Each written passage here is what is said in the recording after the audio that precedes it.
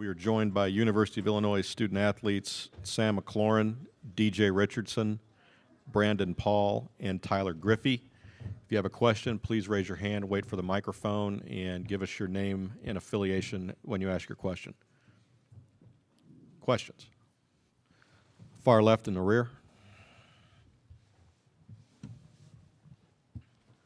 Paul Banks, the sportsbank.net in Chicago now. This one is for Brandon. You're from the far north suburbs, so you're pretty familiar with the Chicago area.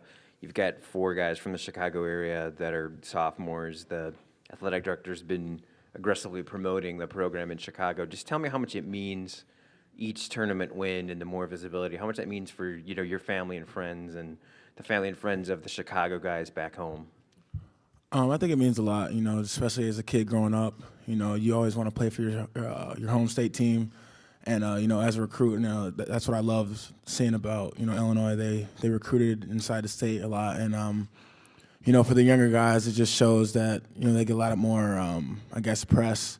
And it gives hope for, other hoopers growing up, thinking that they can make their dreams come true. So I think the approach that Coach Rose has, as well as Mike Thomas, it's really good for the program.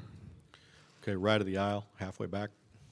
Daily Illini. Brandon, the last 2 games you've been guarded by Victor Oladipo and Andre Robertson. You're not really catching a break tomorrow when you're going to see Durant Scott, who's ACC Player of the Year. What have you seen from him on film? Durant Scott's a good player. He's solid on both ends of the floor. He knows how to put the ball in the basket, and obviously he's a great defender. Playing on a great team. They've had a lot of success this year. But you pointed it out. I played against tough defenders my whole life, and these are the moments you get up for as a top player. In the rear on the right. Guys, Tim Griffin with the San Antonio Express News. This is for Tyler. I wonder if you could just speak to the challenge that Miami's big inside game will pose for you and also for your team.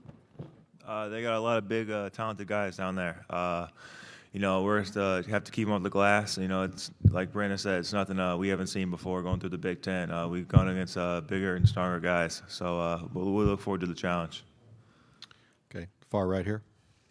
Stu Durando, St. Louis Post-Dispatch, for DJ and Brandon. What do you remember maybe about your first conversations with Coach Gross when he first got to Champaign, your first impressions that made you think that this guy might be really the right guy for the job? DJ, why don't you start?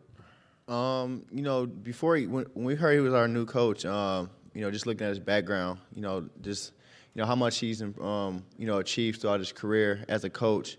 Taking a team like Ohio, to the Sweet 16.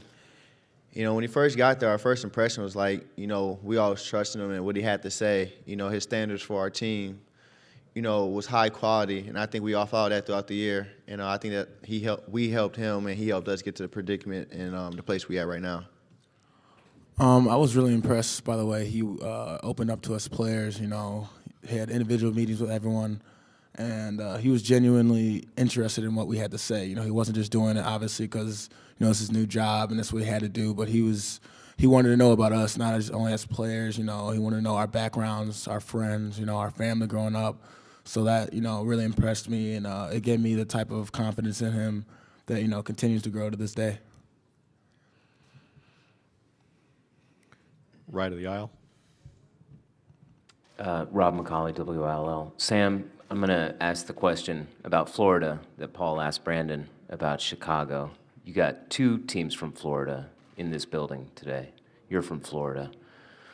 Did you ever think about playing there? Did you dream of those schools? Do you have a chip on your shoulder about tomorrow's game because of that? Actually, I'm from Tallahassee, and when you're from Florida, you're either a Hurricane, a Gator, or a Seminole, and I'm a Seminole. So, nah, I never thought about playing for those guys. Left of the aisle. Stephen Hawkins with the AP. This is for Brandon and DJ. You guys, obviously, seniors trying to, make something special. It's always been a while since they've been to the Sweet 16. You're playing a team, Miami, that's full of seniors, also a number 2 seed. I'm assuming that based on what you guys want to accomplish and based on what you guys have done, with some of your earlier wins, you're not intimidated just because of they're seniors and they're number 2. Brandon, go ahead. Yeah, we're not intimidated by anyone. We've been through a lot of games this season. We've played, top teams. Obviously, with, we went to a hostile crowd out in Gonzaga.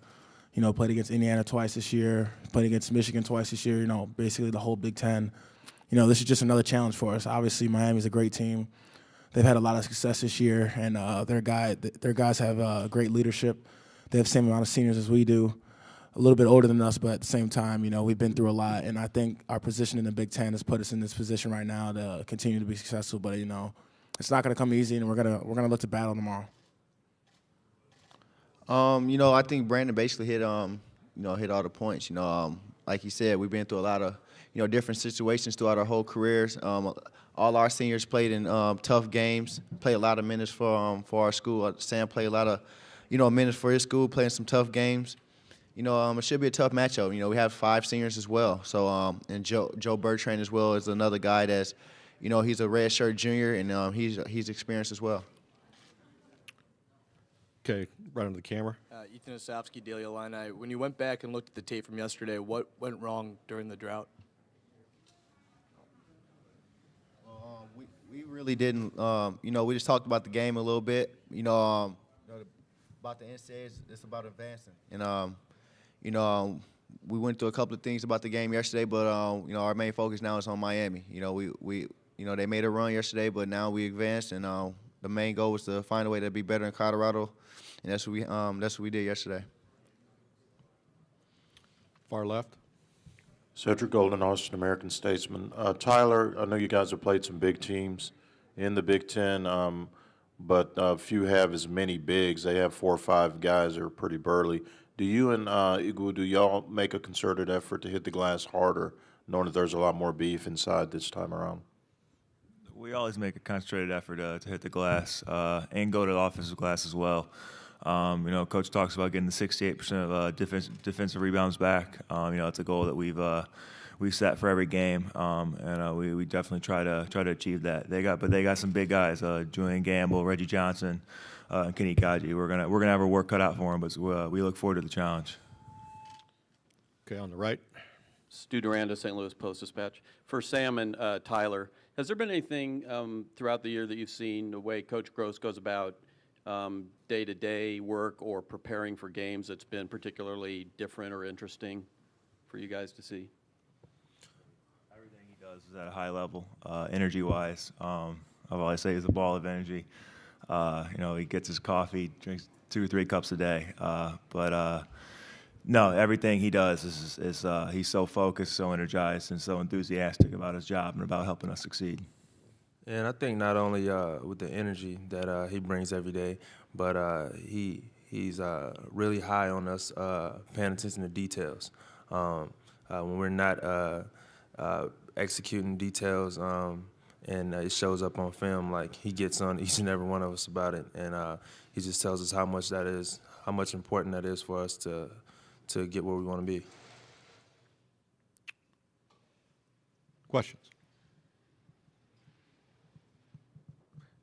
Okay, gentlemen, thank you for coming in. We'll let you go.